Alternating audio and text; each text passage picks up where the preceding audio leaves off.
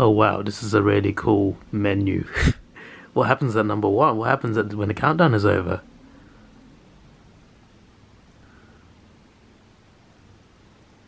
Okay. I wasn't recording at the time, but that started with Deadpool putting it in the microwave and then going while the thing counted down. I was expecting him to come back and open it, but instead you get a montage of the film. Fair enough. Anyway, hello, it's your boy Davidoff. Welcome back to Movie Monday. So I did an XMen movie marathon a few weeks ago, I think, and I left out the Deadpool movies intentionally because I wanted to watch them separately as a separate episode. Well, now is the time to watch them, and they're both in glorious 4K Ultra HD. Here is the first Deadpool movie, and here is a big box set feeling to the second Deadpool movie. This includes 4 discs. It includes the theatrical and extended cut, aka the super duper cut, in both regular Blu-ray and 4K Blu-ray. So what I'm going to do is I'm just going to watch the extended edition, the super duper cut of Deadpool 2, after the first Deadpool, obviously. I haven't watched the extended cut. I've seen the theatrical cut multiple times. I have not seen the extended cut, so there's footage in here I haven't seen yet, so that's going to be fun for Deadpool 2. But first, let us start with the very first one. Let's do this. I love the opening credits, man, because it's just it's just funny. It sets, in a way, it sets the comedic tone to it. Like I've got it here in an article just in case I forget any. A British villain, a hot chick, the comic relief, produced by arse-hats, a CGI character, this is not in order by the way, a moody teen, a gratuitous cameo. You know, when I first saw the movie I thought that was going to be Wolverine, but it's actually Stan Lee, so that's still great, rest in peace. Directed by an overpaid tool. I love it. And also that Green Lantern photo as well, that was funny. There's so many cool elements to this, because like if you just narrow it down to the story, it's a revenge story, you know?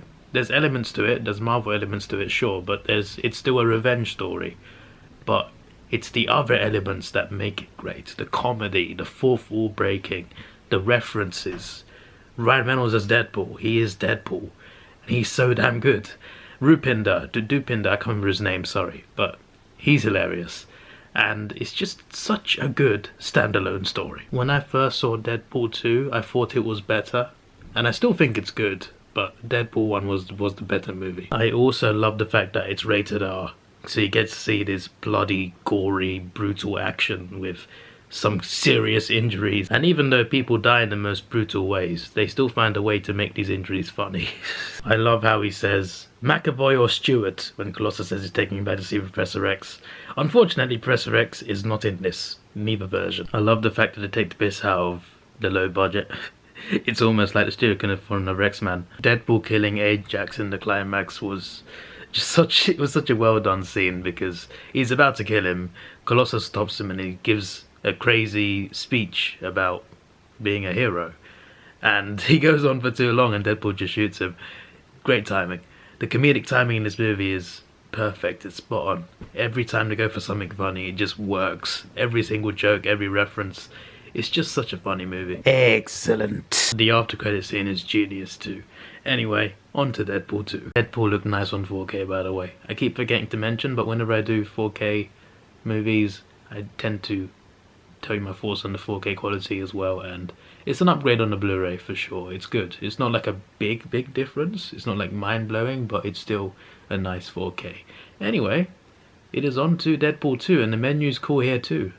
It's like a little, it's like from a videotape, like a VCR. I'm pretty sure, like, you guys remember VHS, right? Or am I too old? With VHS tapes, when you put them in, the menu was similar. It looked similar to that, didn't it? Or am I thinking something else? There's something old-fashioned look like that. I think it was VHS anyway. So yeah, the opening reference to Logan, by the way, is mad. I do respect Fox a lot, though, for showing that rated R superhero movies can work. You know, they made Deadpool, Logan, and Deadpool 2 within 3 years. You know, one year after the other, they brought those 3 rated R movies out, and they all worked. So, you know, I hope Disney continue to do that with the Deadpool stuff, and hopefully we get other rated R stuff. That'd be great. And I really wish that Sony did it for Venom 2. They didn't do it, unfortunately. Fox would have done it though. I can't believe they referenced the Martha scene in Batman v Superman. The balls. They have balls, this franchise. They have balls. I hate that they killed off Vanessa. How could you take Deadpool's girl away, man? It was the only thing that was working for him. You just took it away. It's so sad. Another revenge story with some new elements added in. Why does the intro credits, the opening credits after she dies, look like a flippin' James Bond intro? With the animation and everything. They've also got those funny credits again as well. Like one of them says, one of the guys who killed the dog in John Wick. Oh, this is interesting. It was a reference to David Leitch, who obviously was the director of Deadpool 2. His directorial debut, uncredited, was John Wick, which is quite cool. They even referenced Die Hard. I was watching Die Hard yesterday. Good to see Colossus back as always. You know, I actually thought he was a villain until I saw Deadpool. Like, genuinely. Because I only saw him before in a game. It was a Marvel Contest of Champions, I think. It was one of the mobile games of Marvel. And Colossus seemed like a villain to me. So I thought he was a villain, but it turns out he's an X-Man in Deadpool. So it is what it is. It's also good to see Negasonic Teenage Warhead. Ridiculous name, but she got a glow up in this movie, I think. She looks a lot better in this movie than the first one. And Yukio's in it. So Yukio is the character with the pink hair in the Wolverine movie, but a different actress and a different timeline. That Yukio in the Wolverine movie was a lot more serious. This Yukio is a lot more comedic in Deadpool 2. But it's interesting how they use the same character in two different instances. And it's not like a major character, but, you know. And I've just seen the cameo of the XMen. The prequel X-Men. So you see Charles, you see Quicksilver. I'm just like, the X-Men timeline's already screwed up. You screwed up even more with that cameo. But either way, I loved it. That was a great bloody cameo. So if you've seen the Deadpool movies and you somehow haven't seen this, watch this. It's a short. It's a Deadpool short. It's so funny. It's hilarious. I recommend it. It's not part of either movie, but it's like a promo for Deadpool 2, but it's actually a really funny short that you might enjoy. Even if you haven't seen these movies, you might still enjoy this, and it might get you into the movies. So, recommended. It's still quite early in the film. Wade is at the X-Men house, and I've noticed some extended scenes for sure. There are some scenes that they've extended to be longer, some conversations that are had mainly, and there's some new scenes added as well, and it doesn't affect the movie too much. The pacing still seems fine, and what they've added is more.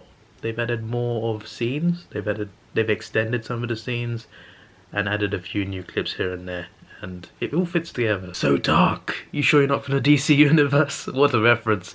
And when he says I'm Batman as well, that's another one. And he referenced Hawkeye. I keep mentioning references now. That's going to be this video, isn't it? Josh Brolin was a great casting as Cable. I kind of hope to see him back as Cable at some point. That would be nice. I love the whole team recruitment scene. It's so damn good. Terry Crews turns up for a cameo. There's a few other familiar faces as well. And then there's Peter. Bloody Peter. Just a random bloke who gets selected to parachute down into the convoy. A scene I'm about to see very soon. And also, like, the Vanisher. The guy called the Vanisher obviously wasn't there. You see him die and it's Brad Pitt. It was the perfect cameo for Brad Pitt. That was it. It was clever how they did that. I feel like no one saw it coming either, so they made it even funnier. It was brilliant. Like, if you go on YouTube and search for audience reactions to this movie, there's a lot of good ones in cinemas when people realize it's Brad Pitt. Like, he's jumped out of an airplane, he's the Vanisher, he's invisible. He hits an electric cable and he starts getting electrocuted. He dies, but you see him as Brad Pitt. Clever cameo. Zazie Beetz is great as Domino though. She's brilliant. Great casting. Once again, would love to see her as Domino again in a future movie, if Disney allows it. I've just caught another reference. Lethal Weapon. Never caught that before. Juggernaut was a great addition to this movie, by the way. Much better than the funny version with Vinnie Jones. This bigger, more menacing version, really good. Deadpool's baby legs kill me, man. I don't know whether to cringe or laugh. I wonder when that Thanos reference was filmed, because this came out just after Infinity War. So, because it came out after, that Thanos line became a lot funnier. Hey big guy, the sun's getting real low. Yet another Marvel MCU reference. Besides all the comedy and the humor and the crazy action, I do like the storyline behind Wade trying to redeem a kid, because Josh Brolin is from the future. That kid in the future kills his wife and kid, kills his family. He comes back in time to kill that kid, because if that kid kills that doctor, he goes on a killing spree and he becomes this evil person. So Cable's gone back in time to try and kill this kid, but Wade believes that this kid can be redeemed, and at this point he hasn't killed the doctor yet, so he can't be redeemed. Cable doesn't believe him, but Deadpool constantly, even though the kid befriends Juggernaut and turns to the bad side, Wade never gives up on him, takes a bullet for him, and it's a really good storyline. Like, no matter what, he didn't give up, and it was partly the motivation was partly from his wife. Well, they weren't married yet, I don't think, but from his girl dying, he saw those dreams and visions. His heart was not in the right place, but he changed and grew throughout the movie, and he didn't give up on this kid. He wanted to help this kid. He wanted to show that his heart was in the right place, and he wanted to show that he really cared for this kid. And yeah, in terms of that, they did a good job pulling off that storyline. It's satisfying when Dupinder kills that doctor. Is he even a doctor? I don't even know, but it's satisfying. Hits him with his damn car, and then Deadpool called him Brown Panther. The mid-credit scene is genius, man. Absolute genius. I was cracking up in the cinema watching it. The best scene in Deadpool 2 for me, to be honest. He goes back in time with Cable's time travel machine, and he does outrageous things. First of all, he brings back his girl, which is great. So he saves his girl. So I'm assuming she'll be in Deadpool 3, I hope so anyway. He saves Peter, and he goes back to kill baby Hitler. Yep. And then he kills his own self in X-Men Origins Wolverine, when Wolverine's about to kill him. You see a clip from, Hugh Jackman. Hugh Jackman's not actually in the movie, but they used a clip from X-Men Origins Wolverine with that fraudulent Deadpool. Deadpool goes back in time and kills him, and he goes back in time, well, to the real world to find Ryan Reynolds reading the Green Lantern script, and he shoots Ryan Reynolds. So does that mean he never becomes Deadpool? He created a paradox there. I guess the scene's not really serious, but I hope the first part of it was. I hope him bringing back his girl was actually real. I hope so.